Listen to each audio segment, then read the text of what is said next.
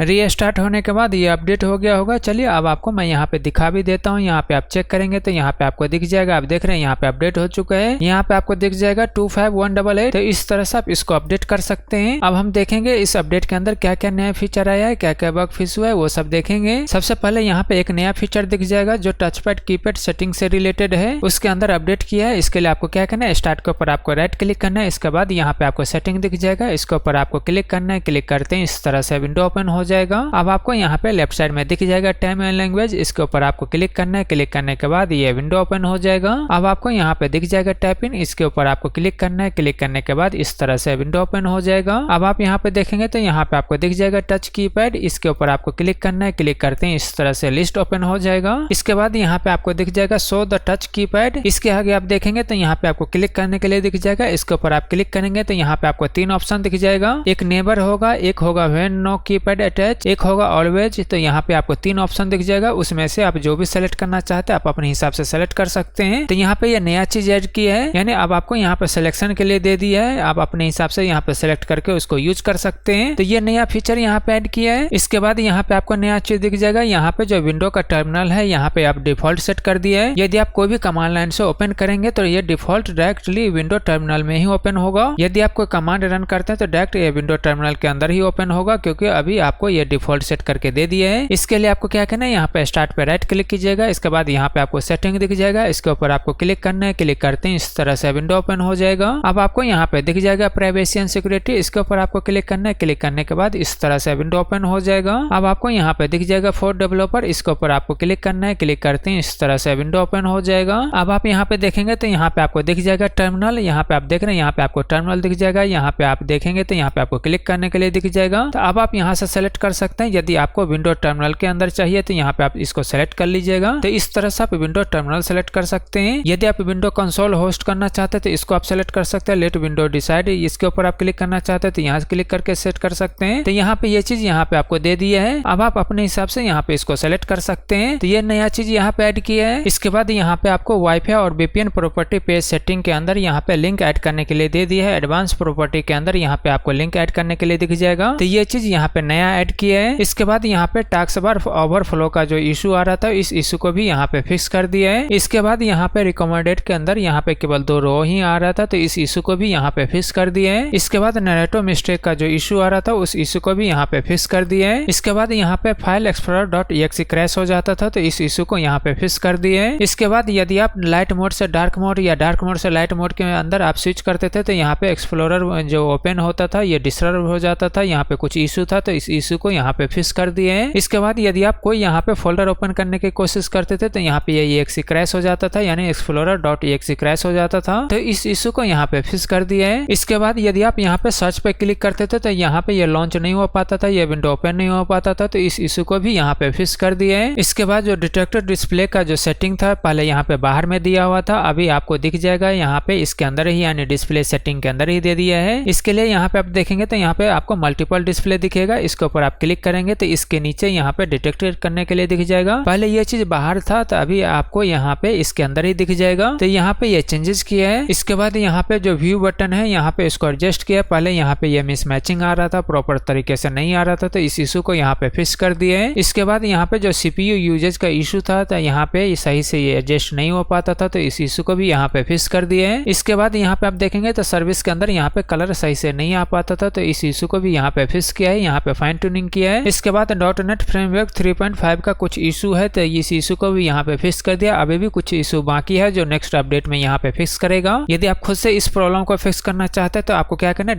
.NET framework 3.5 install करके fix कर लेना है, यानी तो इससे ऊपर वाला वर्जन आप अपडेट कर लीजिएगा, उन दोनों को अपडेट करके इस इशू को फिक्स कर सकते हैं। इस अपडेट में यही मेन था, बाकी जो मैं आपको बता चुका हूँ। फिर भी यदि आप नोट देखना चाहते हैं तो यहाँ से आप इसका नोट देख सकते हैं, यहाँ पे आपको वही सारा डिटेल दिख जाएगा जो आपको मैंने बताया है। इसके अलावा भी यहाँ पे बहुत सारा बग फिक्स हुआ है, वो सब यहाँ पे आपको दिख जाएगा, यहाँ पे आपको सारा डिटेल दिख जाएगा। यदि आप पढ़ना चाहते हैं तो यहाँ से आप इसको पढ़ सकते हैं, क्या क्या फिक्स किया है, यहाँ पे आपको सारा कुछ डिटेल दिख जाएगा। और प्लीज गाइस चैनल को सब्सक्राइब करें, लाइक करें, शेयर करें। Thank you.